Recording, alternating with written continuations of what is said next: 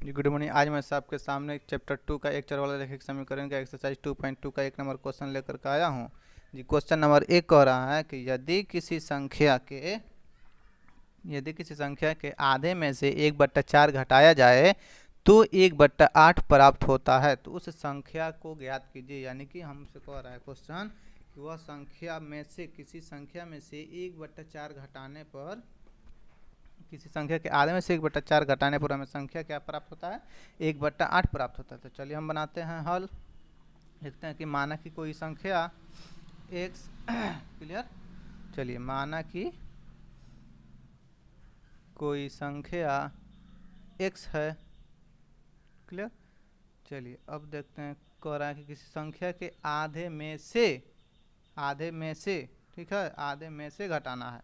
तो आधे में से घटाने के लिए हमें जब मान लिया कि कोई संख्या x है तो x में 2 से डिवाइड कर देंगे तो वह संख्या आधा हो जाएगा। यानी किसी भी संख्या को आधा करने के लिए उसमें 2 से डिवाइड कर देते हैं तो उस संख्या का आधा हो जाता है। तो x/2 -1/4 यानी कि x/4 घटाने पे हमें क्या मिलता है, तो 1/8 मिलता है। तो हमने 1/4 घटा दिया इक्वल टू 8 मिल गया।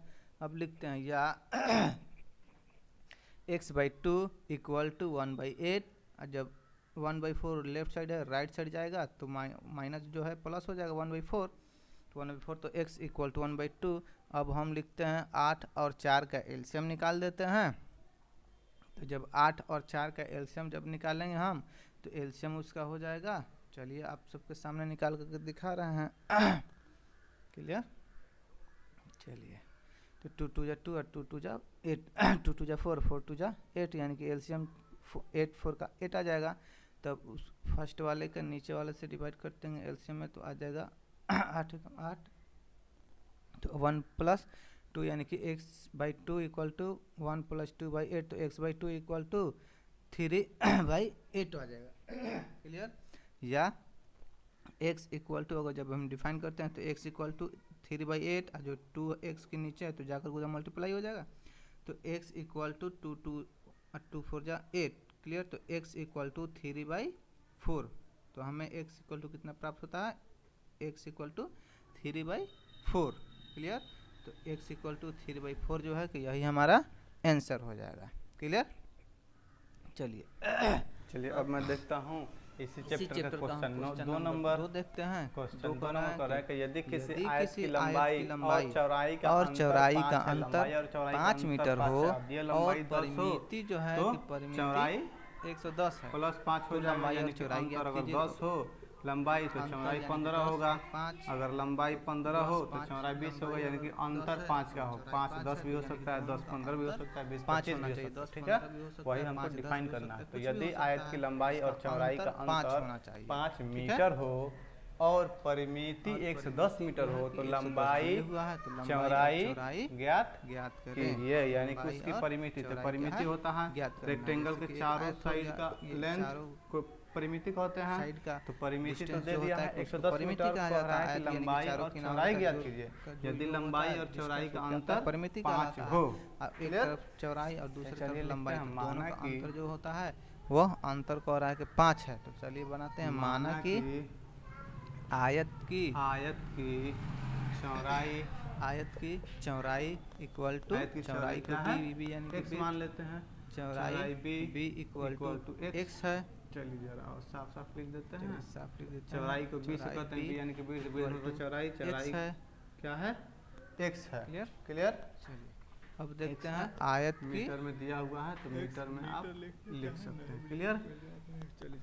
चौड़ाई x लिखा गया, मीटर है। अब लिखा जाएगा इसका लंबाई, उसकी क्या है लंबाई।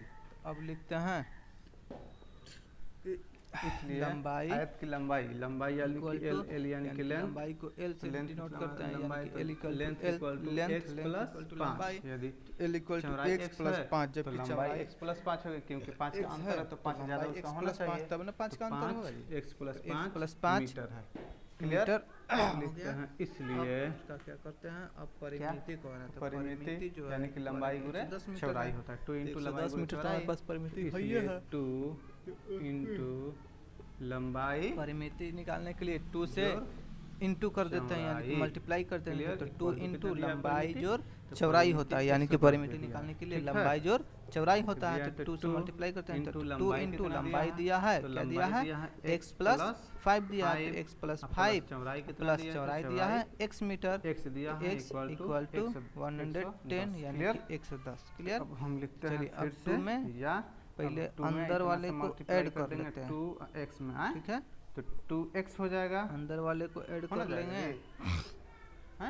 तो हमें मिल जाएगा 2x यानी कि x और x से मल्टीप्लाई कर देंगे तो हो जाएगा 2x plus x plus x। पहले x को जोड़ लेते हैं उसके बाद मल्टीप्लाई करते हैं, तो x 2x यानी कि x 2x हो गया प्लस 5 हो गया इक्वल टू अंदर वाला 2 से मल्टीप्लाई इक्वल टू 110। क्लियर। अब जो है कि हम ब्रैकेट के अंदर और ब्रैकेट के बाहर से मल्टीप्लाई करते हैं, प्लस 5 इक्वल टू ब्रैकेट के अंदर और ब्रैकेट के बाहर से मल्टीप्लाई करेंगे तो हमें 2 में 2 से x मिलता है, करेंगे यानी मल्टीप्लाई तो 2 में 2x से मल्टीप्लाई करते हैं प्लस 5 प्लस 5 में 2 से करेंगे तो 10 इक्वल टू 110 हो जाएगा। अब यहाँ आता है 4x equal to 110 equal to left side है, राइट साइड जाएगा तो minus equal to left side है तो राइट साइड जाएगा तो माइनस हो जाएगा, तो 4x इक्वल टू 100 हो जाएगा, 4x इक्वल टू 100। अब जब हम x डिफाइन करते हैं अब यहाँ x अगर तो हम 100 बाई 4 हो जाता है, 100 बाई 4 हो जाएगा। जब 4 से 100 को डिवाइड करते हैं तो x इक्वल टू क्या है 100/4 है, 5 तो क्लियर 4 1 जा 4 25 हो जा, तो x इक्वल टू हमें क्या डिफाइन, तो x इक्वल टू कितना आ जाएगा 25, x इक्वल टू 25 यानी कि चौड़ाई इक्वल टू कितना आ जाएगा, क्या है 25 हो गया, चौड़ाई इक्वल टू 25 मीटर और लंबाई है x प्लस 5, x प्लस 5 जब है तो 25 में x जोड़ देंगे तो यानी कि 25 प्लस 5 इक्वल टू 30 यानी कि 25 प्लस 5 इक्वल टू 30, तो चौड़ाई इक्वल टू 25 मीटर और लंबाई इक्वल टू 30 मीटर, तो ये जो होगा कि हमारा आंसर। चौड़ाई क्लियर 25 मीटर और लंबाई 30 मीटर। आप सब समझ गए होंगे, लंबाई और चौड़ाई दोनों 25 और चलिए अब 5 का अंतर आ गया हमारे पास। चलिए अब हम देखते हैं यह क्वेश्चन हमसे कह रहा है कि क्वेश्चन नंबर 3 25% की वृद्धि होने पर में 1 किलोग्राम चीनी की वृद्धि होने पर 32 रुपया है। 1 किलोग्राम चीनी का मूल्य जितना भी रुपया हो उसमें 25% की वृद्धि हुई, अगर 4 रुपया और उसमें 25% की वृद्धि हो गई तो जो भी हो तो 1 किलो 32 रुपया है। कितने के प्रतिशत की वृद्धि होने पर, तो 25% की वृद्धि होने पर 1 किलो चीनी का मूल्य 32 रुपया है। क्या था नहीं पता, वो हमको डिफाइन करना है, यानी कि 25% चीनी का मूल्य में 25% वृद्धि होने के बाद अभी वर्तमान में चीनी का मूल्य 32 रुपया है, तो प्रारंभ में यानी कि 32 रुपया से और 25% वृद्धि होने से पहले चीनी का मूल्य किलोग्राम क्या था, यानी कि कई रुपए किलो था पहले चीनी, और जब 25% वृद्धि हो गई तो 32 रुपया हो गया, लेकिन वृद्धि होने से पहले और 32 रुपया होने से पहले चीनी का मूल्य 1 किलो का रुपया के दाम कई रुपया था, यानी कि 1 चीनी का दाम कई रुपया था, वो हमको डिफाइन करना है। क्लियर। तो चलिए हम देखते हैं, बनाते हैं इसको।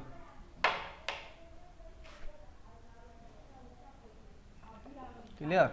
चलिए तो मान लेते हैं, माना कि प्रारंभ में चीनी का मूल्य प्रति किलो 100 रुपया, ठीक है। माना कि चीनी का प्रारंभ में प्रति किलोग्राम इक्वल टू 100 रुपया, ठीक है। यानी कि प्रारंभ में चीनी का दाम प्रति किलोग्राम 100 रुपया है, तो यह इसलिए क्या है कि 25%, तो 25% वृद्धि होने के बाद यानी कि 25% वृद्धि होने पर चीनी का मूल्य, यानी कि जब चीनी में 25% वृद्धि होगा तब जो हो जाएगा उसका x प्लस x का कोई भी प्रतिशत जो होता है कि 100 में से होता है, तो x का 25%, और जब का हो जाएगा तो का मतलब मल्टीप्लाई होता है। क्लियर है। तो x प्लस x गुरे 25%, मतलब लिखिए परसेंट क्योंकि वहाँ पर है, ठीक है। तो x plus x into 25 upon 100, क्योंकि कोई भी परसेंटेज 100 में से निकाला जाता है, यानी कि 100 में से परसेंटेज निकालना होता है। ठीक है, अगर 20% हमको निकालना है तो हमें 100 में से ही 20% निकालना हो। ठीक है, अगर 100 रुपये का 20% घटाना हो तो 20 में 100 से मल्टीप्लाई कर देंगे तो उसका रुपया 80 हो जाएगा, जो परसेंटेज होगा वो हमको 20% हो जाएगा। ठीक है, तो x plus x into 25 upon 100, clear. चलिए अब फिर यहाँ देख लेते हैं कि x प्लस, क्योंकि x है तो x का प्लस ही होगा, x प्लस x बाई 4। तो यहाँ 25 पहले काट देंगे, 25 4 जा 100। ठीक है, तो इसको यहाँ भी लिख सकते हैं या यहाँ भी लिख सकते हैं, x equal to x plus x by 4 यानी कि ये वाला x प्लस x में 1 से मल्टीप्लाई करेंगे तो x बाई 4 क्लियर। तो x प्लस, अब ये वाला लिखते हैं। ठीक है, x प्लस, वो नहीं लिखते हैं का, डायरेक्ट उसको निकाल देते हैं। अगर यहाँ लिखेंगे x plus 1 by x by 4, फिर अब इसका एलसीएम निकालेंगे तो x यानी कि यही वाला स्टेप आ जाएगा डायरेक्ट, तो यानी कि यहाँ हो जाएगा 4x प्लस x, क्लियर। तो 4x प्लस x, तो 4x plus x equal to क्या हो जाएगा 5x बाई 4। ठीक है, तो 5x बाई 4 रुपया हो जाएगा। ठीक है, तो ये क्या हो जाएगा अभी का फिलहाल, यानी कि 5x प्लस 4। अब हमको क्या करना है कि अब प्रश्न से कह रहा है, क्या कह रहा है, प्रश्न से कह रहा है कि 5x बाई 4 इक्वल टू 32, यानी कि फिलहाल में जो है 32 रुपया है, तो फिलहाल का 32 रुपया। तो फिर अब यहाँ लिख देंगे 5x बाई 32। ठीक है, तो 5x बाई नहीं लिखें, डायरेक्ट लिख देते हैं 5x इक्वल टू 32, यहाँ है तो जा करके मल्टीप्लाई हो जाएगा 4 से। ठीक है, तो 5x इक्वल टू 4 2 जा 8, अच्छा 28 हो जाएगा, क्लियर। तब यहाँ हम x डिफाइन करते हैं, तो x 128 बाई 5 यहाँ वाला है तो जा करके डिवाइड कर देगा, तो हमारे पास आ जाएगा x equal to 25 by 60 cut जाएगा, तो 25 बाई 60 यानी कि 25 रुपया 60 पैसा जो होगा प्रारंभ में चीनी का मूल्य होगा। तो इसलिए यहाँ हम लिख देते हैं प्रारंभ में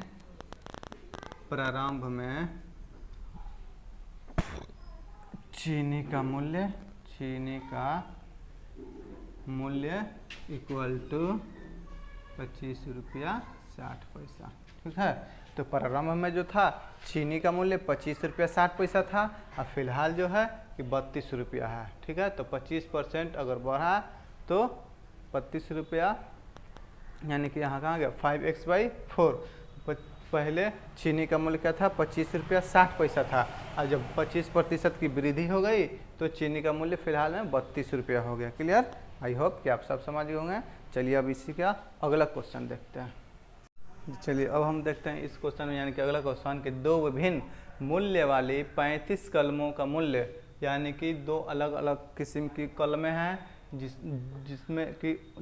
जिसके टोटल कलमों का दाम 35, मूल्य वाली 35 कलमों का कुल मूल्य 60 रुपये, यानी कि 35 कलम है, जिसमें दो तरह का कलम है, एक सस्ती है और एक महंगी है। तो टोटल कलमों की संख्या कितनी है 35 है, और 35 कलमों का दाम में जो है कि टोटल रुपया 60 है।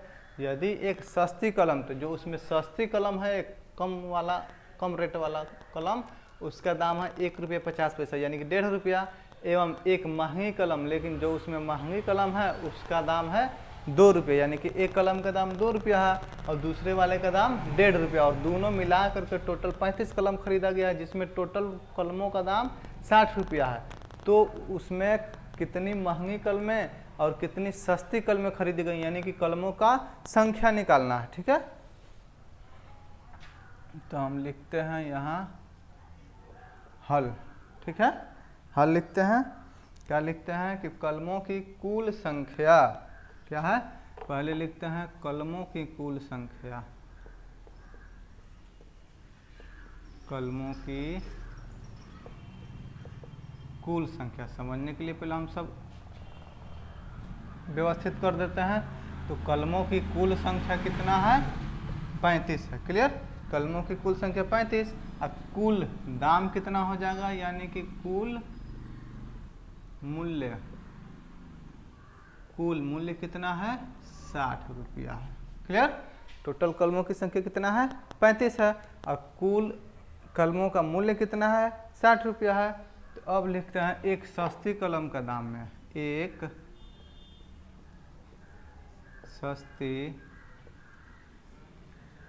कलम का मूल्य है या कीमत, एक सस्ती कलम की कीमत,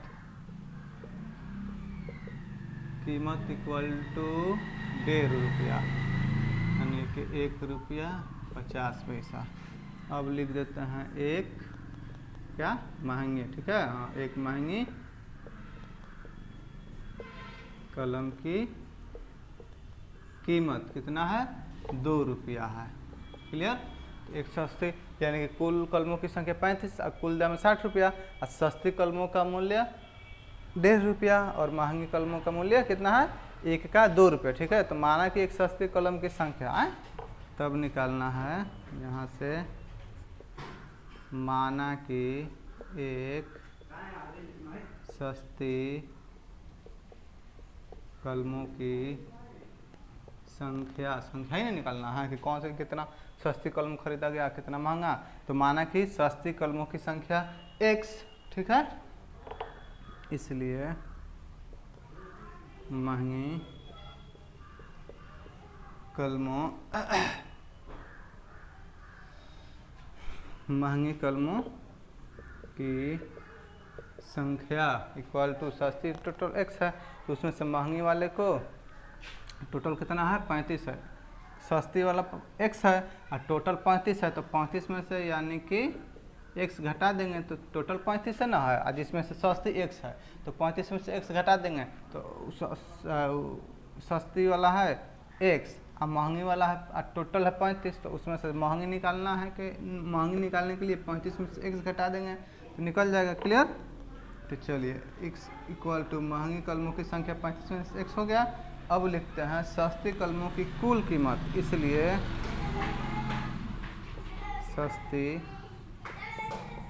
कलमों की कुल कीमत, उसी प्रकार टोटल कलमों की कीमत 60 रुपया है, तो सस्ती कलमों की कीमत, तो सस्ती कलमों का कीमत जो है कितना है, एव का 1.5 रुपया है ना जी, तो एव का जब 1.5 रुपया है तो टोटल x में पूरा कर देंगे, हैं, तो x से निकल जाएगा 100 रुपया, यानी कि माना कि सस्ती कलमों की कीमत 100 रुपया है, तो सस्ती कलमों का कीमत जो है कि 1.5 रुपया है, तो संख्या में उसके रेट से पूरा कर देंगे तो उसका कीमत निकल जाएगा। क्लियर, अब लिखते हैं महंगी कलमों की कुल कीमत, ठीक है,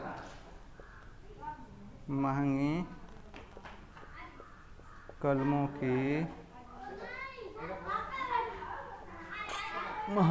की कुल कीमत, तो महंगी कलमों की कुल कीमत यहाँ है 35 minus x, clear, equal to 2 रुपया, क्योंकि एक का दाम 2 रुपया है और टोटल जो है कि 35 माइनस x है, तो उसमें से 2 से गुणा कर देंगे। ठीक है, अब चलते हैं यहाँ लिखते हैं हम प्रश्न से। अब आता है प्रश्न कह रहा है कि 1.5 रुपया यानी कि 1 रुपया 50 पैसा,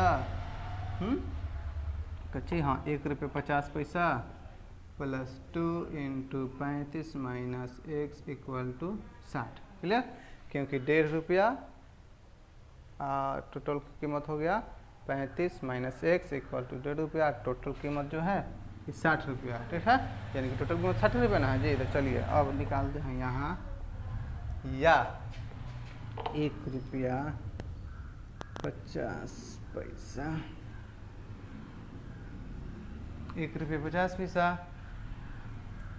x प्लस 35 दूना 70 plus minus minus equal to 2x equal to 7। Clear, यहाँ तक क्लियर है। चलिए एक लाइन और यहाँ एक स्टेप बढ़ा देते हैं क्योंकि जगह है हमारे पास, तो ले ही लेते हैं। 1.50x plus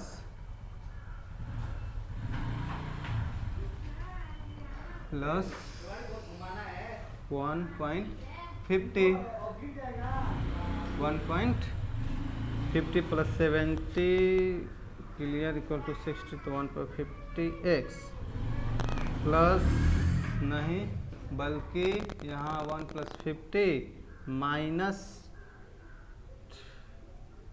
1.50 clear 1.50x minus 2x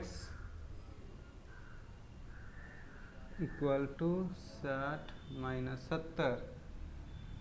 2x यहाँ ना होगा जी, 2x, हाँ तो 2x माइनस 60 इधर से इधर 70 हो जाएगा।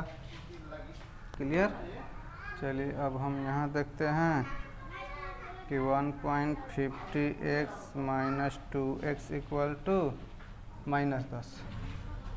क्लियर, एक मिनट है, यहाँ 2x है यहाँ 1.5 है तो 0.50 ना होगा जी, तो यहाँ हम लिख देते हैं 0.50 डायरेक्ट, यानी कि 0.50 0.50x equal to minus 10। Clear, अब हम लिखते हैं यहाँ x डिफाइन करते हैं, तो x इधर लिखते हैं, हाँ यहाँ माइनस 10 भाग लग जाएगा माइनस 0.50 से। क्लियर, तो क्लियर है। अब इसके बाद देखते हैं कि कहाँ गया, हाँ x इक्वल टू यहाँ पॉइंट है तो उसको पॉइंट हटाने के लिए क्या करते हैं, डबल से गुणा कर देते हैं, तो माइनस 10 गुणे 10 बटा यहाँ है 0.50 तो यहाँ हो जाएगा माइनस 5। क्लियर, अगर यहाँ माइनस 5 होगा इसको काट देंगे तो 5 एकम 5 अब 5 दूनी 10, माइनस से माइनस कट जाएगा, 5 एकम 5 अब 5 दूनी 10, तो x इक्वल टू हो जाएगा 2 × 10 equal to x equal to 20। ठीक है, तो x इक्वल टू 20 हो गया, तो इसलिए अब यहाँ से हम लिखते हैं इसलिए जो है कि क्या है, महंगी कलमों का दाम। ठीक है, तो महंगी का निकलता है, तो पहले जब महंगी का निकाले हैं तो लिख दिए हम कि महंगी कलम की संख्या, इसलिए महंगी कलम की संख्या, तो महंगी कलम की संख्या कितना है, तो 35, यहाँ निकाले थे हम महंगी कलमों की संख्या 35 माइनस x, तो 35 माइनस x, तो महंगी कलम की संख्या क्या है 35 माइनस x है। क्लियर, तो 35 माइनस x का मान कितना आ गया है 20 आ गया है, तो 35 में से 20 घट जाएगा तो कितना हो जाएगा 15, यानी कि महंगी कलम की संख्या क्या है 15 है। और जब महंगी कलम की संख्या 15 है तो सस्ती वाला कितना हो जाएगा 20 ना हो जाएगा जी। टोटल कलमों की संख्या 35 है, जब महंगी का 20 हो जाएगा तो सस्ती का 15 होना जाएगा। हाँ, जब महंगी का निकल गया यहाँ 20 और सस्ती का तो होना जाएगा इतना, तो यह हमारा क्या हो जाएगा आंसर हो जाएगा। इसलिए महंगी कलमों की संख्या जो है कि 20 हो जाएगा और सस्ती वाली कलमों का संख्या 20 हो जाएगा। क्लियर, आई होप कि आप सब समझ गए होंगे महंगी कलमों की कुल कीमत। ठीक है, तो सस्ती कलमों का कीमत क्या हो गया 1.5 रुपया, महंगी कलमों की कीमत 2 रुपया, सस्ती कलमों की संख्या 20 हो जाएगा, अब महंगी कलमों की संख्या क्या होगा 15 होगा। चलिए यहाँ अलग अलग लिख देते हैं, सस्ती कलमों की संख्या इक्वल टू 20, महंगी कलमों की संख्या इक्वल टू 15, यह जो होगा यही आंसर हो जाएगा। क्लियर, अब चलिए इसका अगला क्वेश्चन देखते हैं क्या कह रहा है जी। चलिए ये क्वेश्चन हमसे कह रहा है कि एक त्रिभुज के तीनों कोण 2:3:5 यानी 2:3:5 के अनुपात में है तो उनके तीनों कोण ज्ञात कीजिए, यानी कि तीनों कोण जो है उसका 2, 3 और 5 के अनुपात में है, तो इसका तीनों कोण जो है कि क्या करना है, ज्ञात करना है। तो चलिए हम देखते हैं, हल लिख लेते हैं। तो माना कि त्रिभुज के कोण है तो देवे किया है, तो लिख लेते हैं यहाँ त्रिभुज के कोण 2x डिग्री, 3x डिग्री और क्या है, और 5x डिग्री। क्लियर? चूंकि त्रिभुज के तीनों कोणों का योग इक्वल टू, त्रिभुज के तीनों कोणों का योग कितना होता है, त्रिभुज ऐसे होता है तीनों कोणों का योग, यानी कि ये और ये तीनों कोण को मिला करके यानी कि तीनों कोणों का योग कितना मिलता है, तो एक होता है 60 डिग्री, दूसरा 60 और तीसरा 60, तो 6 18 यानी कि 6 18 यानी कि तीनों कोणों का योग कितना होता है, 180 डिग्री। क्लियर? 180 डिग्री है या होता है। क्लियर? चलिए इसलिए क्या है, 2x plus 3x plus 5x equal to कितना है, तीनों कोणों का योग 180 है, तो 180 में से निकलेगा जी। चलिए निकालते हैं, या तो 2 3 5 5 10 यानी कि 10x इक्वल टू 180 डिग्री, यानी कि 2 तीनों जब जोड़ में है तो ऐड कर देंगे, तो 2 और 3 5 5 और 5 10, तो यानी कि 10x equal to 180। Clear? 10x equal to 180। अब यहाँ जब हम x डिफाइन करेंगे तो 180 बाई 10, तो 10 से कम 10, 18 दहिया 180, यानी कि x क्या हो जाएगा, 10 निकल जाएगा यहाँ। ठीक है ना? तो x इक्वल टू 10 नहीं बल्कि 18, x इक्वल टू 18 है, x इक्वल टू 18। जब x इक्वल टू 18 निकलेगा तो वो सब में मल्टीप्लाई कर दीजिए। क्लियर? तो इसलिए क्या है, पहला कोण क्या है जी, इसलिए पहला कोण जो है कितना है, 2x डिग्री है। जब 2x डिग्री है तो 2x का मान कितना निकल गया, 18, तो कितना हो जाएगा, 36 डिग्री।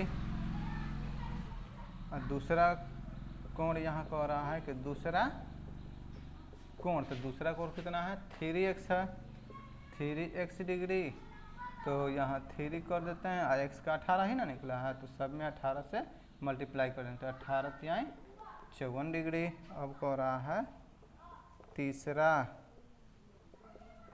कोण है, तीसरा कोण, तो तीसरा कोण कहाँ है, तो तीसरा कोण आपको हो गया 5x डिग्री, यानी कि 5x डिग्री है, तीसरा कोण 5x डिग्री है, तो 3 गुणे 18 डिग्री इक्वल टू 5 ना है जी, 5 है, तो 5x इक्वल टू 80 डिग्री, तो 18 5 जा 90 डिग्री। तो यह जो होगा हमारा आंसर हो जाएगा। पहला कोण का मान जो होगा 36 डिग्री और दूसरे कोण का मान 54 डिग्री और तीसरे कोण का मान 90 डिग्री, यानी कि तीनों कोण का मान ऐड करके देख सकते हैं 180 आ जाएगा, और तीनों कोण का मान हमारे पास 180 होता ही है। तो आई होप कि आप सब बन गए होंगे। थैंक यू, दैट्स ऑल, आज के लिए इतना ही रहते हैं।